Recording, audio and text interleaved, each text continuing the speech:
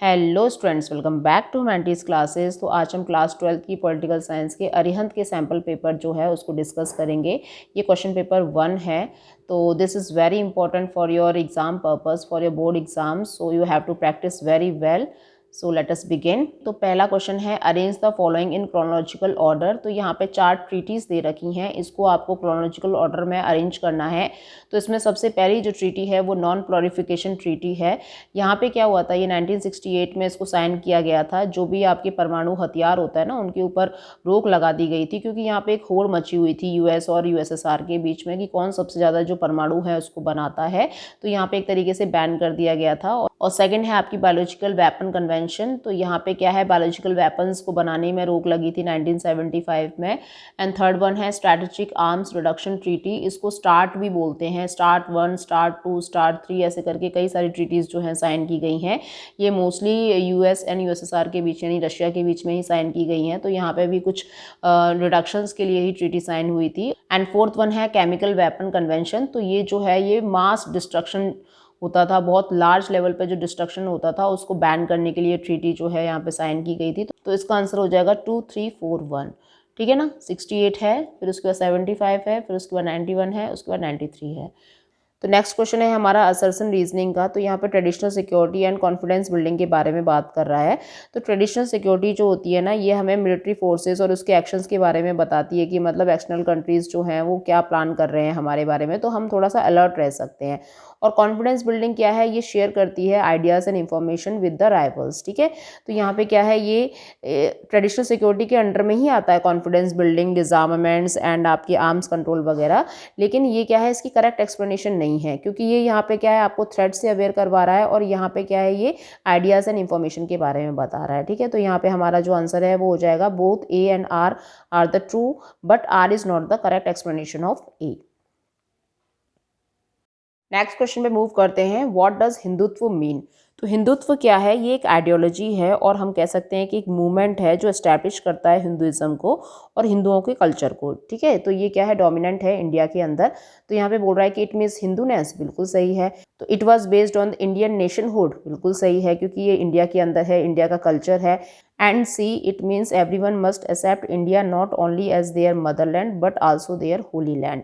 ठीक है। तो ये जो तीनों के तीनों स्टेटमेंट हैं ये बिल्कुल सही है हिंदुत्व के बारे में, तो इसलिए हमारा आंसर हो जाएगा ऑल ऑफ द अबव। तो नेक्स्ट क्वेश्चन हम देखेंगे, what does multi party system refers. तो मल्टी का मतलब होता है बहुत सारी पार्टीज, तो यहाँ पे मैनी को देखना है आपको।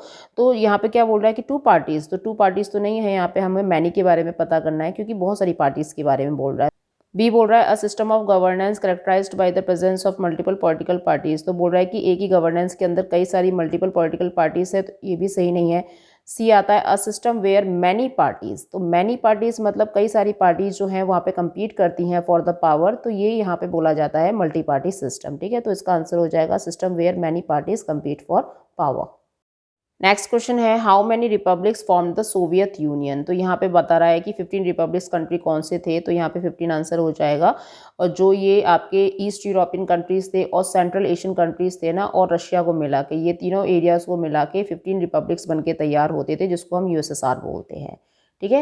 नेक्स्ट क्वेश्चन पे मूव करते हैं, where was planning commission setup in India by a simple resolution of government of India. ठीक है। तो यहाँ पे बात कर रहा है कि हमारा पहला प्लानिंग कमीशन कब बना था, तो ये बना था मार्च 1950 में। तो यहाँ पे क्या है, हमारा रिपब्लिक बनके तैयार हो गया था जनवरी 26 जनवरी 1950। उसके बाद हमारे देश में पहली बार जो प्लानिंग कमीशन है वो 1950 में आ गया था, और उसके बाद इलेक्शन स्टार्ट हो गए थे। ठीक है। Next question, under whose leadership the second 5 year plan was drafted. तो यहाँ पे सेकंड 5 ईयर प्लान की बात हो रही है। तो जैसे फर्स्ट 5 ईयर प्लान जो है ये आपका एग्रीकल्चर से रिलेटेड था, सेकंड 5 ईयर प्लान जो था ना ये आपका इंडस्ट्रियलाइजेशन से रिलेटेड था, जो कि पीसी महालनोबिस के द्वारा जो है इम्प्लीमेंट करवाया गया था। ये एक योजना थी जो हमारे औद्योगिकरण को बहुत ज़्यादा बढ़ावा देती थी। नेक्स्ट क्वेश्चन है, विच जज of Allahabad high court declared Indira Gandhi's elections as invalid. तो ये 12 जून 1975 में क्या हुआ था ना, इन्होंने एक फैसला सुनाया था कि जो इंदिरा गांधी रायबरेली से खड़ी हुई हैं, उन्होंने जो इलेक्शंस करवाए हैं वो इनवैलिड है, उन्होंने कुछ भ्रष्टाचार उसके अंदर किया है। तो यहाँ पे इनको नल एंड वॉइड कर दिया गया था और 6 ईयर्स के लिए उनको कोई भी सार्वजनिक पद जो है उसे निलंबित कर दिया गया था। तो उसी की वजह से क्या है, 25 जून को जो इंदिरा गांधी है वो पावर में रहते हुए इमरजेंसी को लगा देती हैं। ठीक है। नेक्स्ट क्वेश्चन है हमारा मैच द फॉलोइंग। तो यहाँ पे हमें कुछ लिस्ट दी हुई हैं, उनको हमें मैच करना है। तो पहला है टोटल रेवोल्यूशन। तो ये स्टार्ट किया था जयप्रकाश नारायण ने, जो बिहार मूवमेंट के मेन लीडर थे। तो यहाँ पे इन्होंने टोटल रेवोल्यूशन को डिक्लेयर कर दिया था। सेकंड था गरीबी हटाओ, ये नारा दिया था इंदिरा गांधी के द्वारा, गरीबी हटाओ देश बचाओ करके। और स्टूडेंट प्रोटेस्ट जो है ये बिहार के अंदर किया गया था बिकॉज ऑफ करप्शन एंड मिसरूल के द्वारा। और जो आपका रेलवे स्ट्राइक है ना, ये जॉर्ज फर्नांडिस के द्वारा करवाया गया था, क्योंकि इन्होंने क्या है जो इनकी सैलरी थी उनको इंक्रीमेंट नहीं किया जा रहा था, काम ज़्यादा कराया जा रहा था। तो इस वजह से जितने भी रेलवे वर्कर्स थे वो स्ट्राइक पर आ जाते हैं। तो उनके लीडर होते हैं जॉर्ज फर्नांडिस। तो यहाँ पे हमारा आंसर बच जाएगा 2134।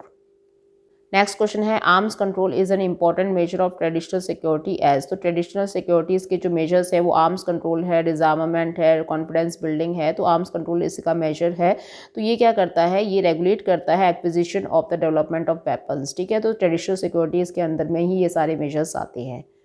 11th question, this conference led to the establishment a global action plan to promote the sustainable development in 1992 Brazil this is।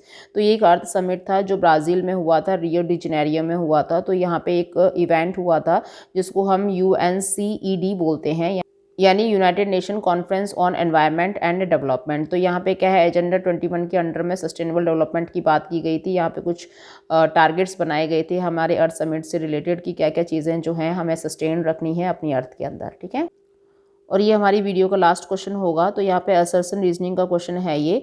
तो वो ये पूछ रहा है the old system of social welfare in the Soviet union automatically got destroyed. तो जो old system था ना, उनका कम्युनिस्ट सिस्टम जो था, तो वो किस तरीके से डिस्ट्रॉयड हो जाता है, क्योंकि उसके अंदर क्या है, the withdrawal of government subsidies pushed large sections of the people into poverty. तो लोग जो हैं, जितने भी लोगों के पास जो रिसोर्सेज होते थे वो गवर्नमेंट के पास चले जाते थे, गवर्नमेंट अपने पास रखती थी। तो उसकी वजह से क्या है, गवर्नमेंट उनको सब्सिडीज़ वगैरह देती थी, लेकिन वो उनकी पॉवर्टी का बहुत बड़ा एक कारण भी बनता है। तो यहाँ पे जो आंसर है ये क्या है, दोनों ही स्टेटमेंट हमारे सही हैं, और इसका जो आंसर होगा वो R is the correct explanation of A होगा। ठीक है, तो यहाँ पे हमारा MCQ सेक्शन ख़त्म होता है। तो मिलते हैं नेक्स्ट MCQ सेक्शन में, तब तक के लिए थैंक यू।